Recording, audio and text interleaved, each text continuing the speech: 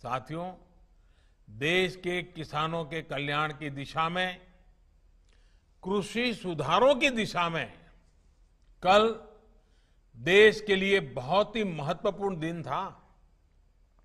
कल विश्वकर्मा जयंती के दिन लोकसभा में ऐतिहासिक कृषि सुधार विधेयक पारित किए गए हैं। इन विधेयकों ने हमारे अन्नदाता किसानों को अनेक बंधनों से मुक्ति दिलाई है। आजादी के बाद किसानों को किसानी में एक नई आजादी देने का काम हुआ है। इन सुधारों से किसानों को अपनी उपज बेचने में और ज्यादा विकल्प मिलेंगे और ज्यादा अवसर मिलेंगे। मैं देश भर के किसानों को इन विधेयकों के पारित होने पर बहुत बहुत बधाई देता हूं।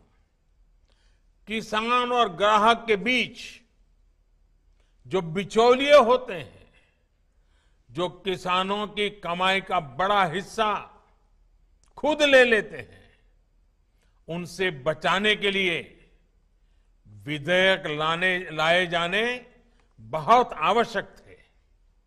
ये विधेयक किसानों के लिए रक्षा कवच बनकर के आए हैं। लेकिन कुछ लोग, जो लोग दशकों तक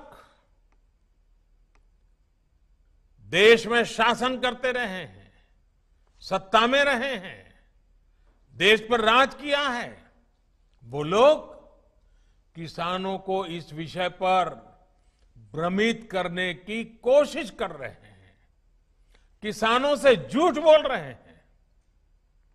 साथियों, चुनाव के समय किसानों को लुभाने के लिए बड़ी बड़ी बातें करते थे, लिखित में करते थे, अपने घोषणा पत्र में डालते थे और चुनाव के बाद भूल जाते थे।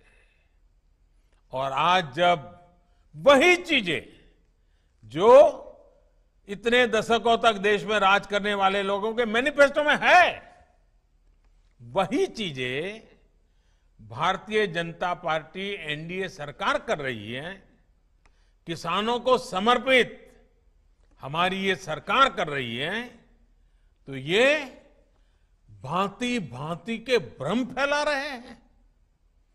जिस एपीएमसी एक्ट को लेकर अब ये लोग राजनीति कर रहे हैं, एग्रीकल्चर मार्केट के प्रावधानों में बदलाव का विरोध कर रहे हैं, उसी बदलाव की बात इन लोगों ने अपने घोषणा पत्र में भी लिखी थी।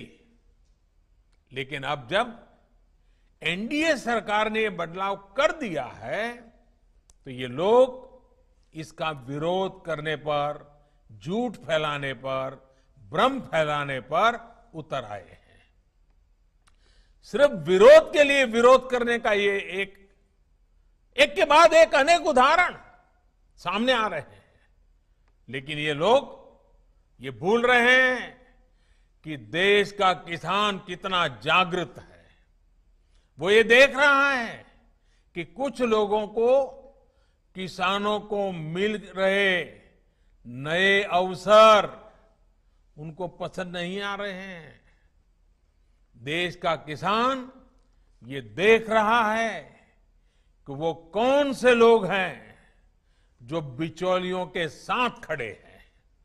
साथियों, ये लोग एमएसपी को लेकर बड़ी बड़ी बातें करते थे, लेकिन कभी अपना वायदा पूरा नहीं किया।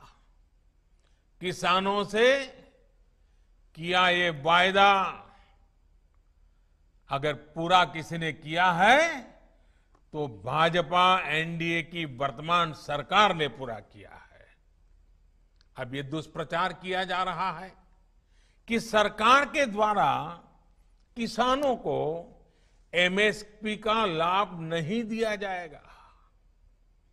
ये भी मनगढ़ंत बातें कही जा रही हैं कि किसानों से धान, गेहूं इत्यादि की खरीद सरकार द्वारा नहीं की जाएगी। ये सरासर झूठ है, गलत है, किसानों के साथ धोखा है। हमारी सरकार किसानों को एमएसपी के माध्यम से उचित मूल्य दिलाने के लिए प्रतिबद्ध है। पहले भी थे, आज भी हैं, आगे भी रहेंगे। सरकारी खरीद भी पहले की तरह जारी रहेगी। कोई भी व्यक्ति अपना उत्पादन जो भी वो पैदा करता है दुनिया में कहीं भी बेच सकता है, जहां चाहे वहां बेच सकता है। अगर वो कपड़ा बनाता है जहां चाहे बेच सकता है, वो बर्तन बनाता है कहीं पर भी बेच सकता है, वो जूते बनाता है कहीं पर भी बेच सकता है।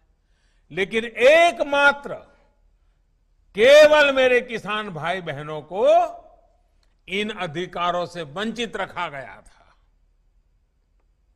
मजबूर किया गया था।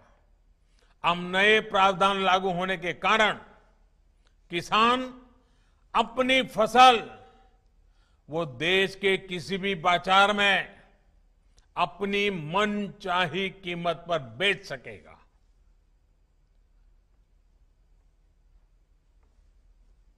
ये हमारे कोऑपरेटिव्स, कृषि उत्पादक संघ, एपीओस और बिहार में चलने वाले जीविका जैसे महिला स्वयं सहायता समूहों के लिए एक सुनहरा अवसर लेकर आया है। साथियों, नीतीश जी भी इस कार्यक्रम में मौजूद है। वो भली भांति समझते हैं कि एपीएमसी एक्ट से किसानों का क्या क्या नुकसान होता रहा है। यही वजह है कि बिहार का मुख्यमंत्री बनने के बाद अपने शुरुआती वर्षों में ही नीतीश जी ने बिहार में इस कानून को हटा दिया था। जो काम कभी बिहार ने करके दिखाया था, आज देश उस रास्ते पर चल पड़ा है।